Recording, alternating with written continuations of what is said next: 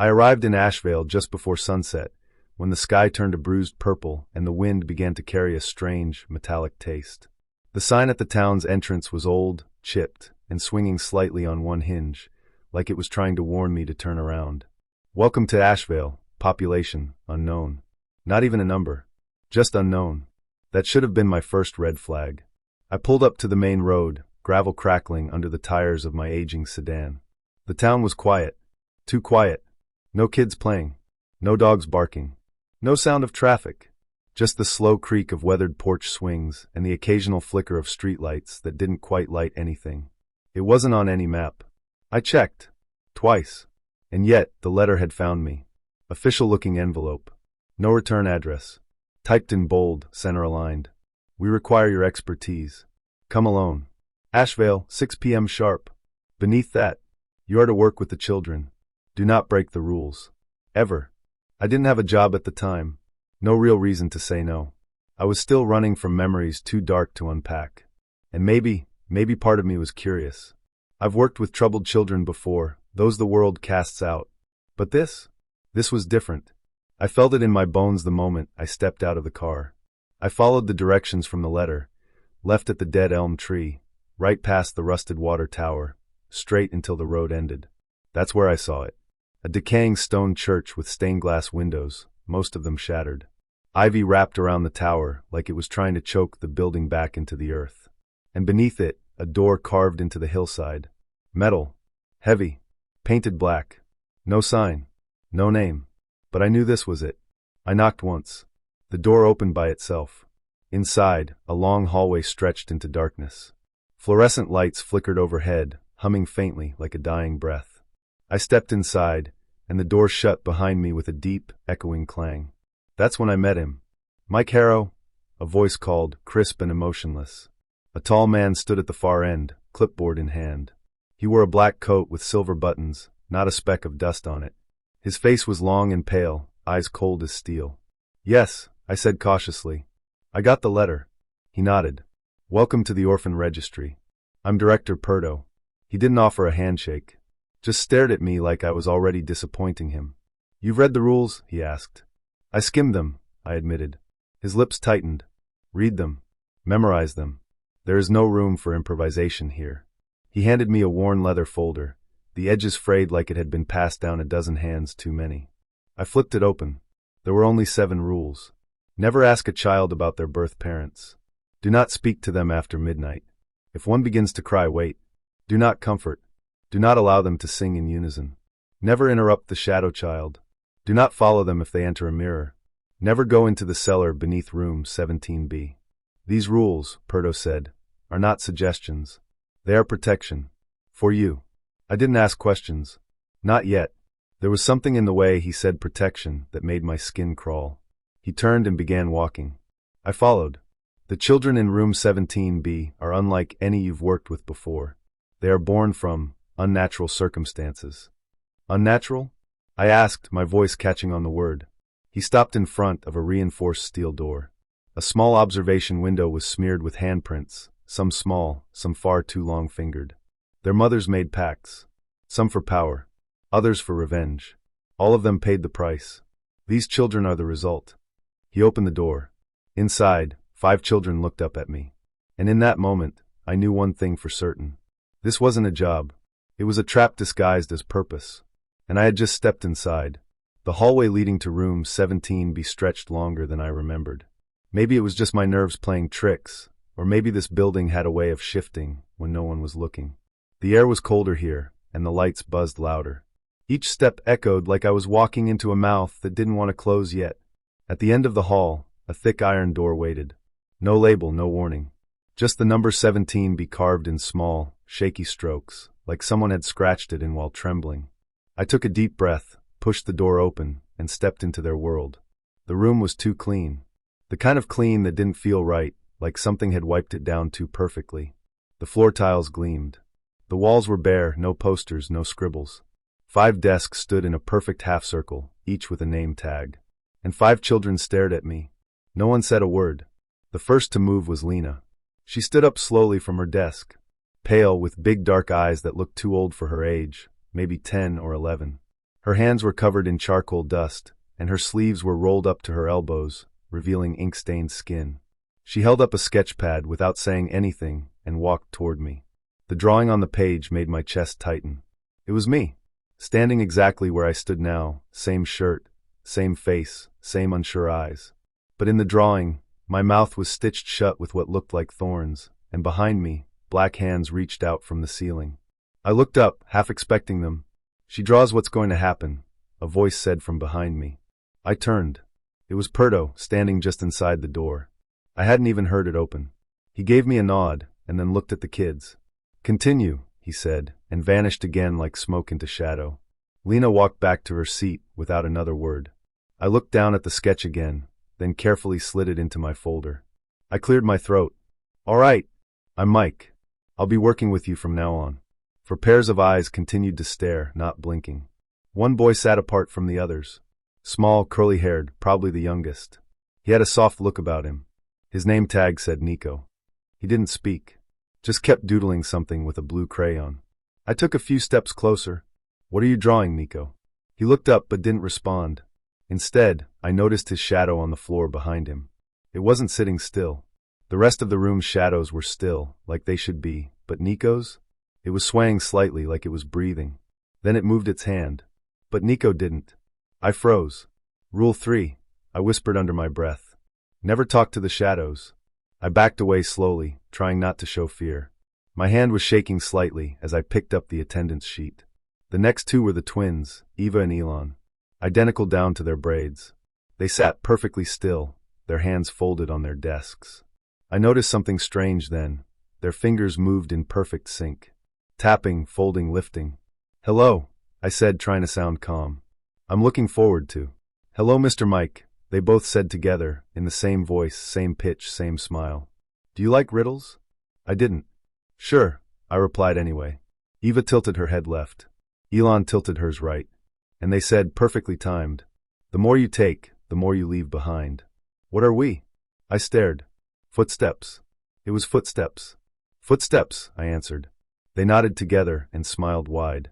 Then both looked behind me at the same time. I turned. There was nothing there. Yet, I swear I heard breathing. The last child was Jonas. He sat near the back, head down, hoodie pulled tight. I almost missed him. He didn't look up as I approached. "Jonas?" I asked. His head snapped up, but the voice that came out wasn't his. It was mine. "Jonas," it said again, mocking the exact tone I just used. My voice, perfect copy. I stepped back, heart slamming against my ribs. Jonas laughed softly, and then dropped his head again. That was enough for introductions. "All right," I said, trying to sound firm. "I'll be observing for today. Let's all just stay calm, follow the routine, and remember the rules." I sat in the chair near the door, eyes scanning them one by one. 5 children, all too still, too silent. 5 children who weren't entirely human. As the minutes ticked by, the room never warmed. A strange hush wrapped around us, heavy and slow, like the walls themselves were waiting. I wrote in my notebook. Day 1. Children are more aware than expected. Shadows are alive. Lena's drawing shows my mouth sealed. Rule following is critical. Perdo didn't explain enough. Need more time, and maybe a way out. That night, long after I left 17B and climbed into my small bed in the staff quarters, I heard a child's voice whisper my name just outside my door. "Mike!" My throat dried instantly. I froze. The rules screamed in my head. Never answer if they call you at night. I stayed still. "Mike!" The voice sounded closer, like it was crouched by the door crack. Then came the sound of fingernails, slow and scraping against wood. The whisper stopped, but the scratching went on for hours. I've always been good at following rules. Growing up in foster homes, rules were the only thing between order and madness. But nothing prepared me for the kind of rules they handed me here.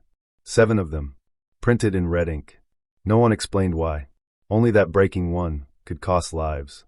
Still, on my 3rd day at the orphan registry, I broke one. It started like any other morning.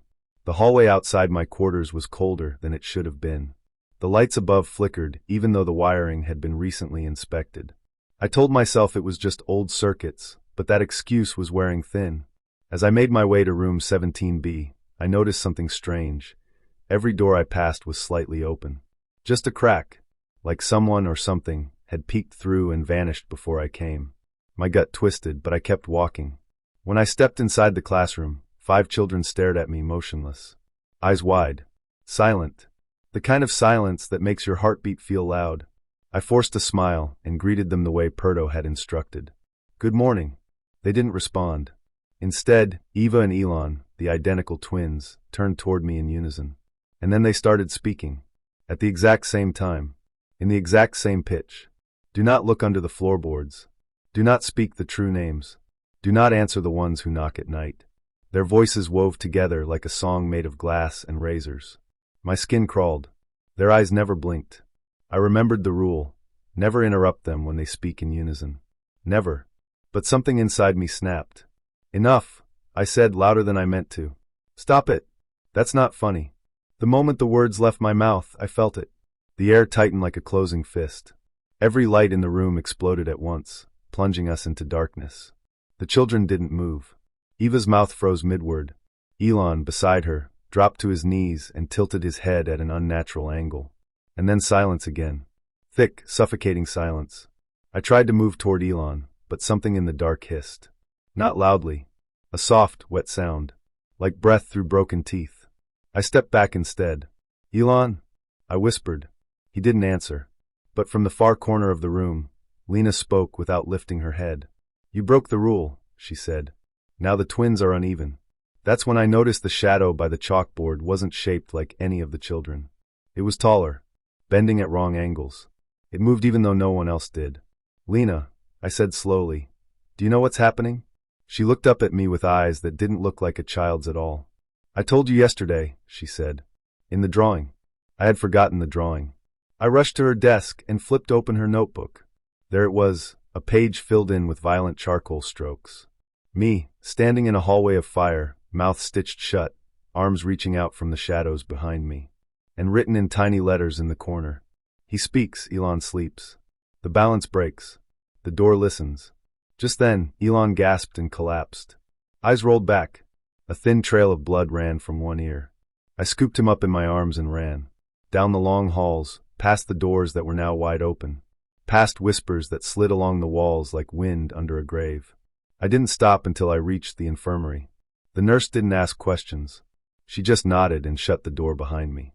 When I turned to leave, I found Perdo standing in the hallway. He didn't look angry. Or surprised. Just tired. "You broke the rule," he said flatly. I panicked, I said. They were chanting something. I didn't know what would happen. "You never do," he replied. "That's why we don't break them." Then he handed me a new slip of paper. A fresh rule. Handwritten in black ink. If a child collapses after a rule is broken, do not touch them. Do not speak to them.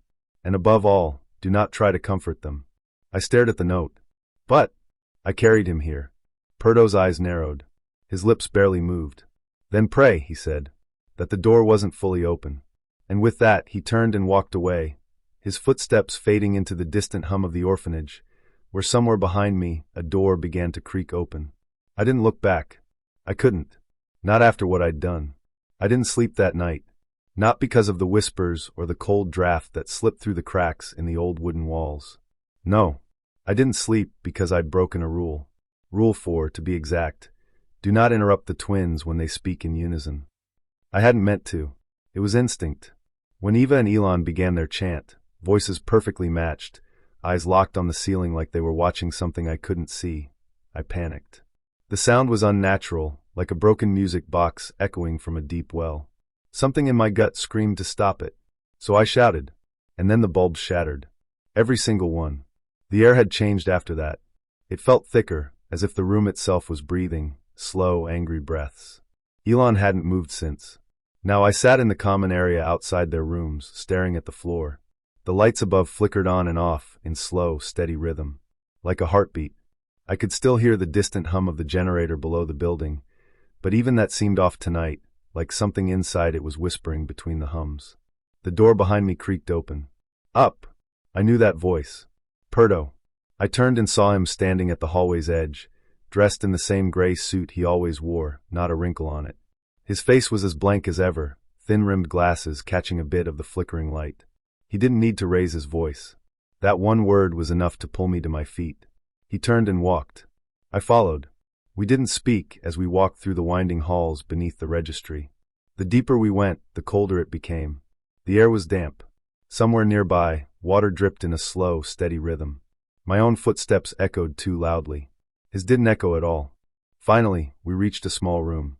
One I hadn't seen before. It was lined with shelves, all filled with manila folders.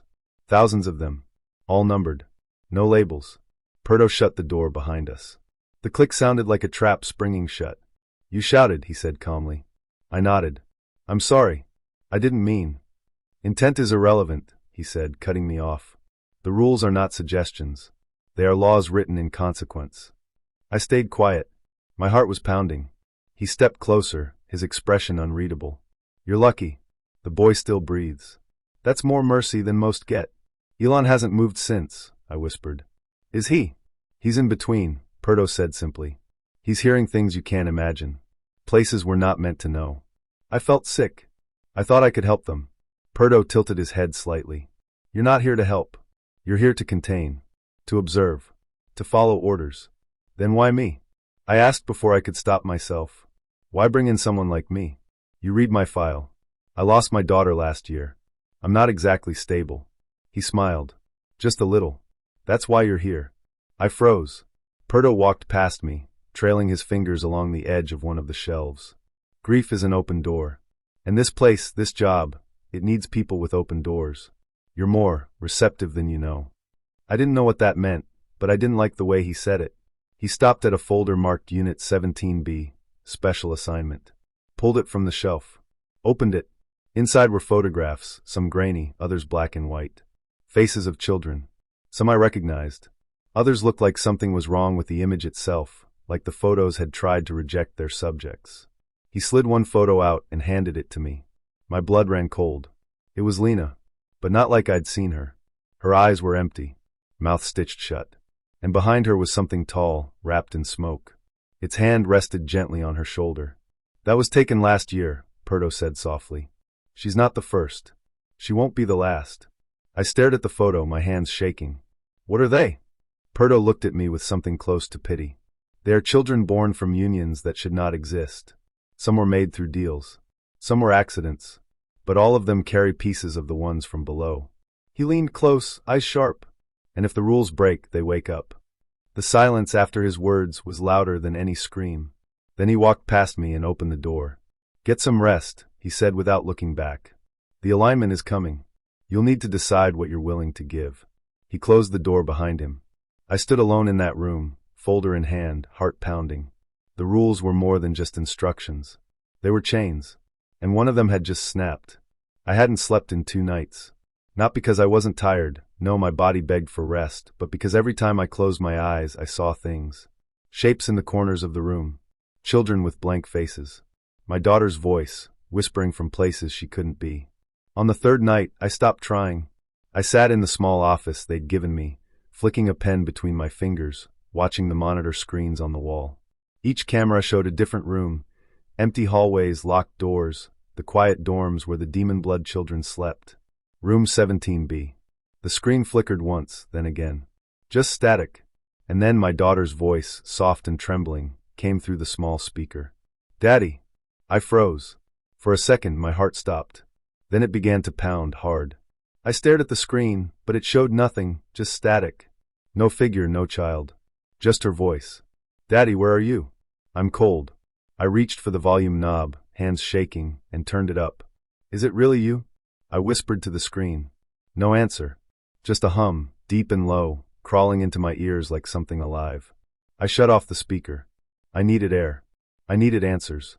The hallway outside the office was dark, lined with that sick green paint hospitals seem to love. Every step I took echoed down the corridor. My shoes felt heavier than they should. I passed by room 17B, and my gut twisted. I kept walking. But then I noticed something. There was movement. A long, flickering shadow stretching out from the edge of the hallway. I turned the corner quickly. It was Nico. He stood at the end of the corridor, his small body still as stone. His face pale. His lips didn't move, but his shadow twisted and writhed like it was alive. It reached out toward me. And then the shadow took shape. It grew longer, stretching across the floor like a spilled liquid. Then it lifted upward, forming fingers, then a hand, then something like a head. And from that twisted dark came the same voice. My daughter's voice. "Daddy, why didn't you help me?" I stumbled back, hitting the wall. Nico didn't speak. He just stared empty-eyed, as if he wasn't really there at all. "Stop," I croaked. "That's not her. That's not real." The shadow smiled. Have you ever seen a shadow smile? Not a face, just the sense of a smile. A feeling that something behind the darkness was laughing without lips. I ran back to my office, slamming the door shut behind me. I grabbed the old rulebook Perdo had given me and flipped to the back page. There was a note, scrawled in red ink. "Do not trust what speaks with a familiar voice." Below that, a name I hadn't seen before. Codex Lena, drawing 47. Lena, the girl who drew the future. I found her sketchbook in the locked drawer where I kept confiscated items. I hadn't looked at it since the first week. I flipped through it, page after page. Strange shapes, eyes that bled, doors with teeth. But on page 47 I stopped. She had drawn me, standing in a hallway, surrounded by 6 shadows. One of them wore my daughter's necklace. I knew it. I'd buried her with it. And in my drawn hand, I held a book. The same rule book I now clutched in real life. In the picture, flames rose behind me. My mouth was sewn shut with black thread. I ran my fingers over the drawing. The ink was cold. I looked at the clock. 2:47 a.m. The same time scratched onto the back of the sketch. Suddenly, the light above me flickered. Then again. Then it went out completely. I was left in the dark with only the drawing and the low hum from the speaker. And then, her voice came again. Closer this time. "Daddy, you shouldn't have come here." And for the first time since I arrived in Asheville, I realized something awful. Maybe I hadn't chosen this place. Maybe it had chosen me. I couldn't sleep that night. The walls of my room at the orphan registry pulsed like a slow heartbeat. The ceiling fan clicked every few seconds like a countdown. The moonlight poured in through the window, painting long shadows that moved even when nothing else did.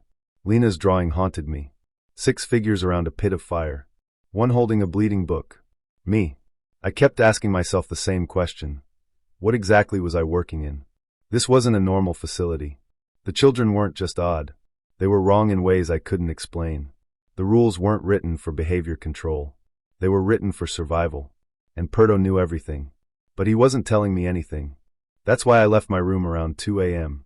I moved quietly, barefoot, down the dim hallways. The air was thick and cold, like walking through wet smoke. I knew where I was going.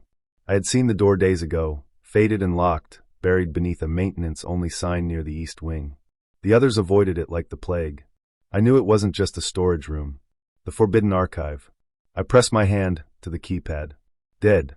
But the door wasn't completely shut. Someone had used it recently. I slipped inside. The smell hit me first, dust, rotting paper, old metal. It smelled like time had stopped breathing. The room was long and narrow, lit only by a red emergency bulb. Rows of filing cabinets lined the walls, but what grabbed my attention were the tapes. VHS. Hundreds of them stacked in boxes labeled with dates and initials. I found one marked, Caregiver 12, last day. It was already in the player. I pressed play. The screen cracked with static before revealing a pale woman, maybe in her 30s, sitting in what looked like the same room I was standing in. Her name tag read, Susan M. Her hands were shaking. "If you're watching this," she whispered, "you already know something's not right. We were never told the truth." She looked over her shoulder, then leaned in closer. "The rules aren't there to protect us from the children. They're there to protect the world from what's inside them." I swallowed hard. The tape glitched. Her face flickered, stretched unnaturally, and then snapped back. Blood began to drip from her nose. I broke rule number 3. I asked one of them where they came from. She answered, but the words didn't come out. They entered my head, like they were injected straight into my brain. A loud bang cut the feed. The screen turned black. I sat there for a minute, frozen. Then I opened more tapes.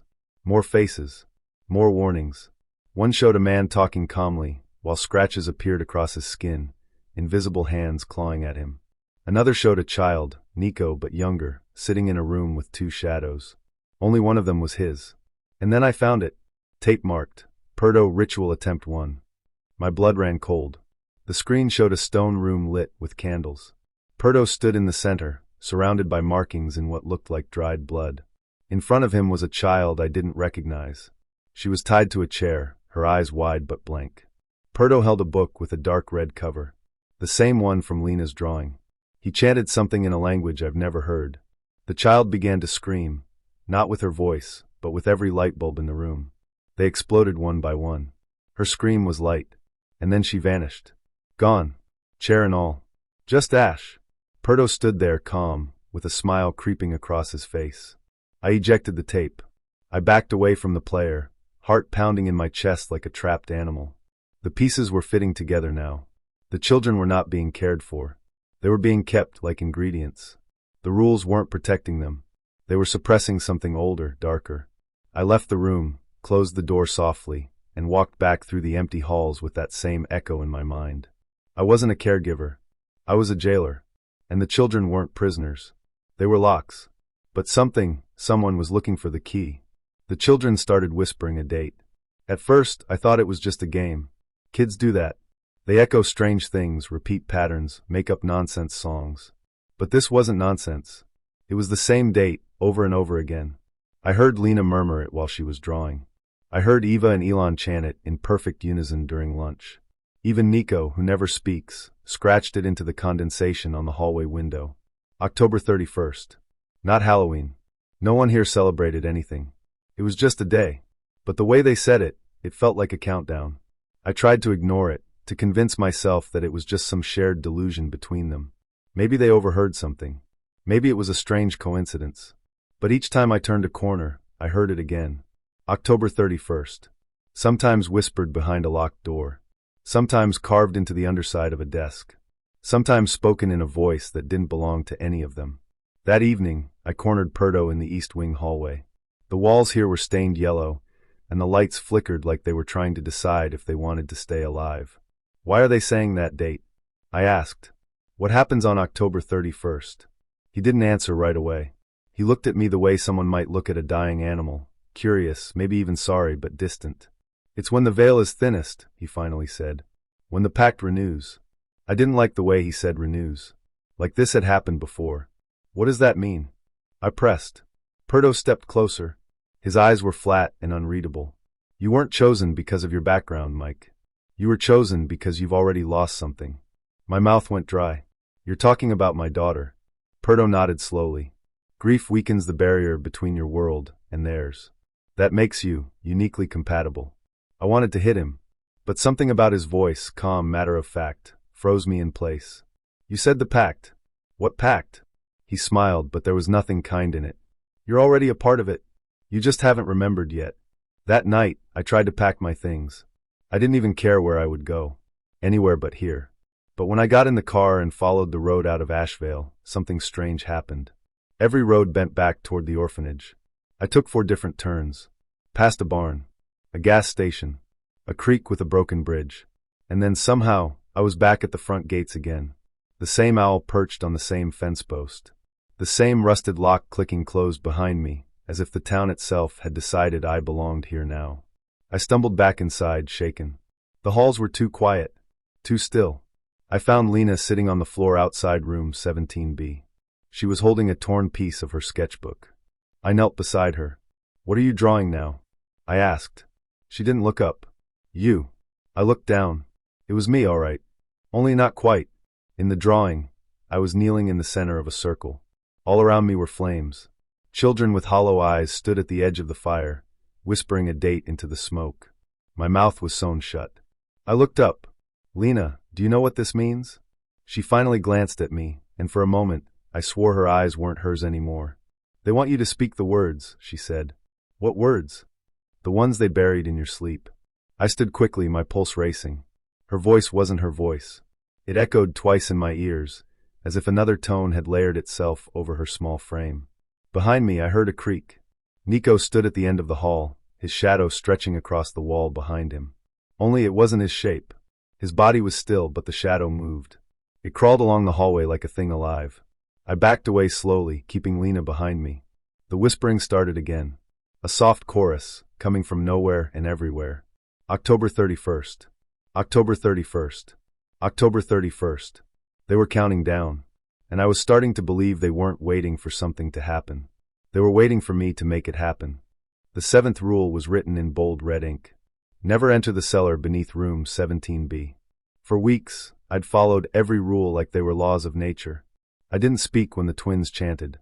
I never answered the children after midnight. I even learned to look away when Nico's shadow moved against the light. But tonight, everything felt wrong. Lena had drawn something new. She handed it to me in silence during the evening check-in. A piece of paper, folded with shaky hands. I opened it. It was a picture of me standing at the top of a narrow staircase, one hand on a black door. A child was crying below me.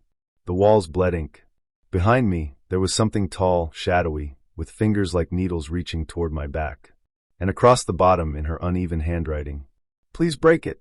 When I looked up, Lena was gone. That did it. I grabbed my flashlight, my key ring, and the rusted clipboard with the rules. I stared at Rule 7 one more time, mouthing the words.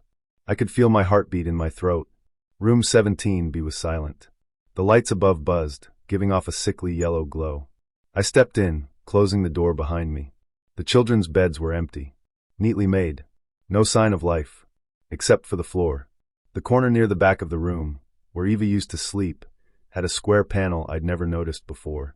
Barely outlined, but there. I knelt down and pressed it. The wood groaned and popped. A trapdoor. I pulled it open. Cold air rose up like breath from a corpse. The cellar stairs were made of stone, rough, damp, and older than the building itself. My flashlight flickered as I took the first step. The air smelled like mold and burnt paper. Each step I took echoed, louder than it should have. My fingers brushed the stone walls on either side, guiding me in the dark. I didn't know how far down I was going.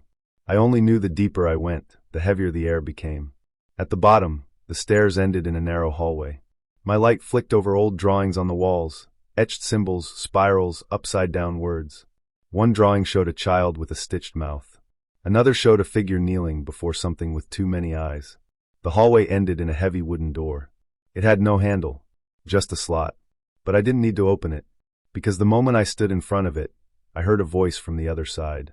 A voice I hadn't heard in 3 years. "Daddy." I froze. My flashlight slipped and hit the ground with a dull clatter. That voice. I'd buried that voice in the earth with a white coffin and black roses. I fell to my knees. "Ellie?" I whispered. Silence. Then again softer.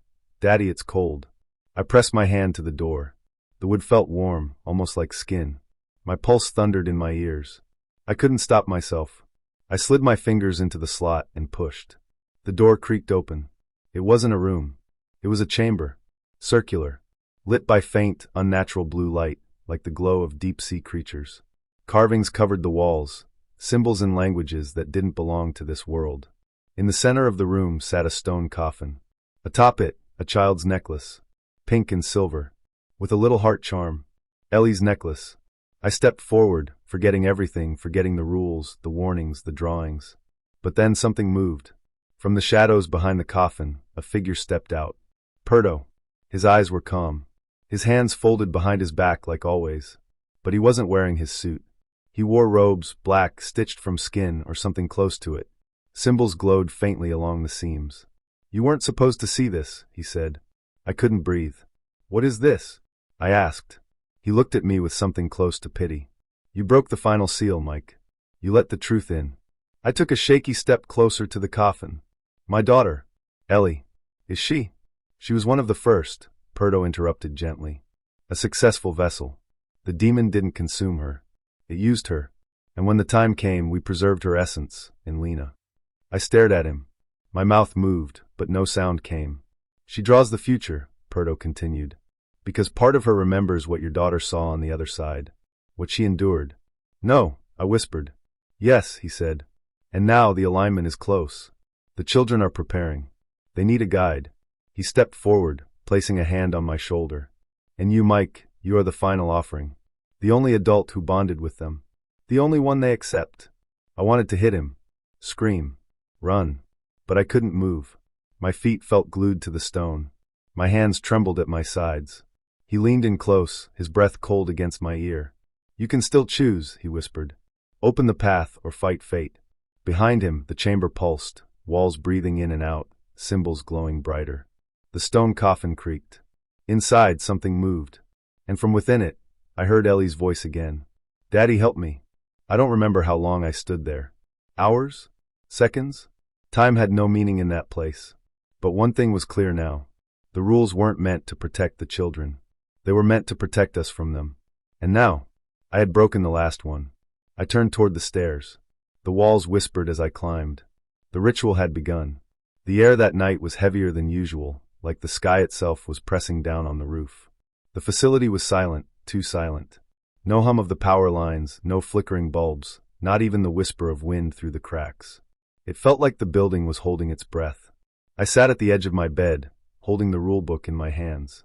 My fingers trembled against the thick, sticky pages. The ink shimmered faintly in the dark, like it was still alive. I stared at the last rule I hadn't broken. Rule number 13, never destroy the book. That rule always stood out to me. The others were about safety. Don't speak after midnight. Don't look at your reflection too long. Don't follow shadows. But this one felt personal, like the book itself had a voice. Earlier that day, Lena had come to me with eyes that looked too old for her face. She hadn't spoken in days. She handed me a folded piece of paper and walked away without a word. It was a drawing of me, standing in the circle under the building, holding the rulebook above my head. Behind me were the other children, their eyes glowing like furnace fires. In front of me was something tall, black, and impossible to name, crawling from the earth. It had no face, just hunger. I knew what I had to do. I walked the halls slowly, every step echoing louder than it should. The doors to the other rooms were all shut tight. The children were asleep, or pretending to be. I didn't want to wake them. Part of me still believed that if I was quiet enough, none of this would have to happen. But that's not how stories like mine end. I reached the stairwell that led beneath room 17B. The door was unlocked. I knew it would be. Rule number 7 said never to enter the cellar beneath the room. I'd already broken that rule once. I had nothing left to lose. The air below was colder than it should have been. Not normal cold, this was bone-deep, ancient cold. My breath came out in clouds, and the walls dripped with something thick and black. The further I walked, the more the world felt wrong. Like the laws of nature were being rewritten with every step I took. And then I saw it again. The circle, carved into the stone floor. Surrounded by candles that didn't burn with fire, but with a sickly blue flame that swayed without wind. In the center of the circle sat the coffin, same as before. My daughter's necklace rested on top of it, untouched. I hadn't moved it the last time. I couldn't. But someone had been here since. There were new symbols around the edges. New markings. Bloodier ones. That's when Perdo stepped out of the shadows. He looked different now. Less human. His eyes burned like coals, and his skin looked stretched too tight across his bones. I warned you, he said, voice calm as ever. But you never listen. That's why you were chosen. I didn't speak. I just held the rulebook tighter. The children are vessels, he continued. They were born to bring balance. To bridge this world and the next. Your daughter was the first success. Lena is what remains. A spark of her soul, trapped between this life and the pit below. I stepped into the circle. The blue flames danced higher. Perdo didn't stop me. He wanted this. That's when I realized he wasn't the one controlling the ritual. The book was. He was just another servant. I opened the rulebook. The pages flipped on their own, faster than I could see. The room started to shake. The ground cracked beneath my feet. The children's voices echoed above me. They were chanting. Not words, but sounds. Ancient ones. Not meant for human throats. I looked down at the page that stopped in front of me. It wasn't a rule anymore. It was a command. Burn me. I hesitated. Everything inside me screamed not to. But somewhere beneath the fear, I remembered my daughter's laugh. I remembered how she used to climb into bed during storms, how she believed monsters weren't under the bed, but inside the world, waiting for an invitation. And maybe she was right. I took the candle nearest to me. The flames didn't burn my skin. They welcomed me. I lowered the book into the fire. It screamed. Not a sound, but a feeling. A pulse. Like 1,000 insects crawling through my brain. The flames turned red. Then gold. Then pure black. Perdo screamed too. But his body didn't move. His face peeled away in layers, like old wallpaper, revealing something beneath it that had never been alive. The circle shattered. The floor split open, and from the depths below came a sound like weeping, but not human. Something lost. Something angry. The book vanished. So did the light. I don't remember how long I was down there. But when I woke, the cellar was sealed again. The markings were gone. The coffin gone. The necklace still around my neck. I crawled back up to the main floor. The children were standing in the hallway, waiting for me. Their eyes were normal. Lena smiled. "You burned it," she said. I nodded. She reached out and took my hand. "You saved us," she whispered. "But now the rules are yours." That's when I saw the folder on my desk.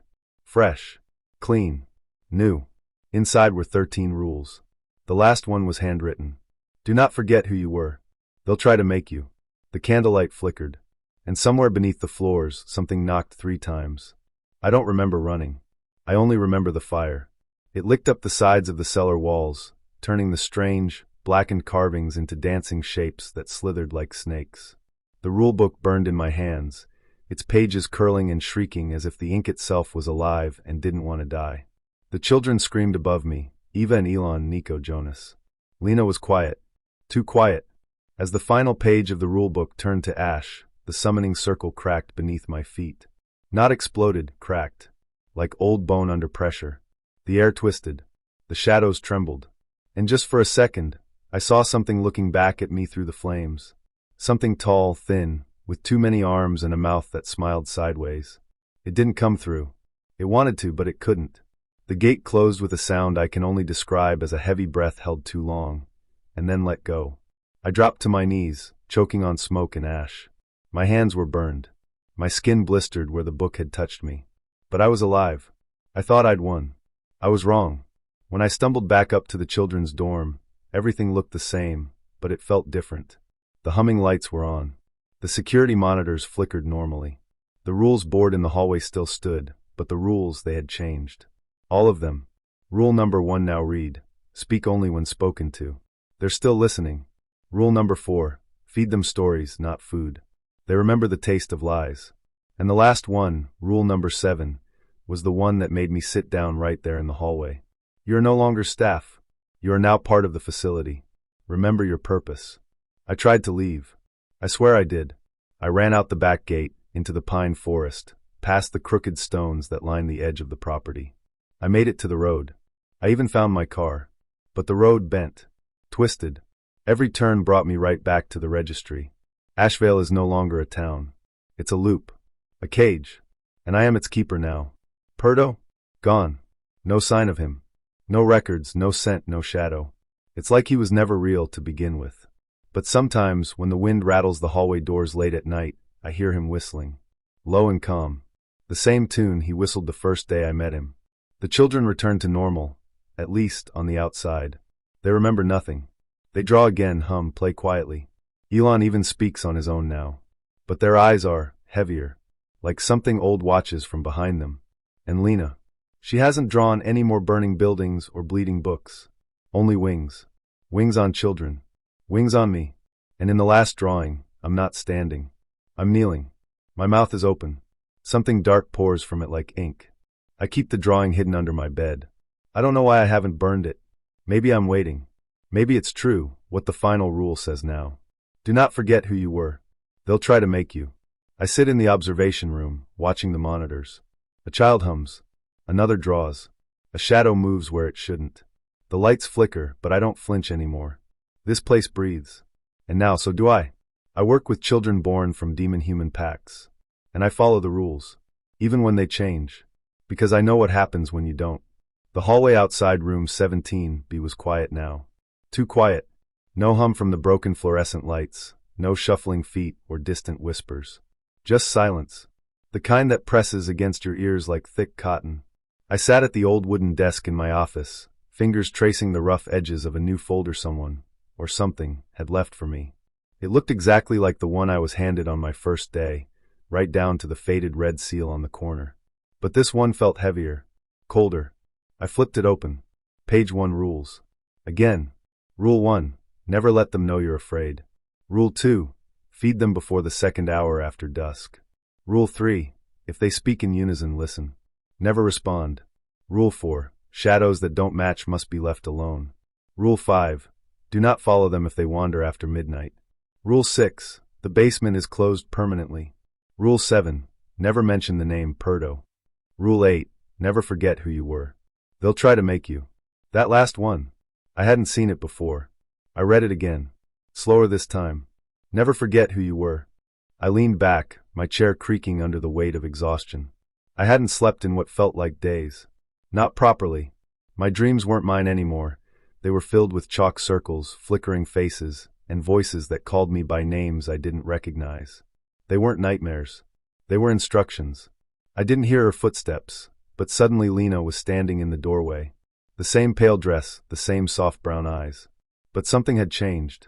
She looked at me like she knew something I didn't. "Mr. Mike," she said, her voice softer than I remembered. "Can I draw you one last time?" I hesitated.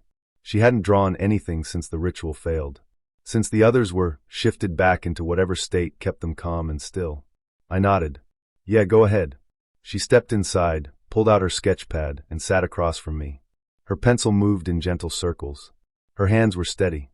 I expected her to draw me as usual, tired, scruffy, maybe holding a clipboard. But as she tilted the paper toward me, my breath caught in my throat. It was her. Not me. Lena, sitting under a bleeding red sky. A halo of light glowed behind her. But what truly froze me were the wings. Two vast, inky wings sprouting from her back. One feathered like an angel, the other veined and torn like a bat's. She smiled as if reading my mind. "I think I remember now," she whispered. "I wasn't supposed to. But I do." I opened my mouth, but no words came. She stood and turned to leave. As she stepped into the hallway, her shadow split across the wall. One part girl, one part something else. Then she was gone, and I was alone again. In the silence, the rule echoed in my mind like a whisper from beneath the floorboards. "Never forget who you were. They'll try to make you." I looked down at the rulebook again. My reflection stared back at me from the blood-inked page. But it wasn't just my face anymore. It was changing.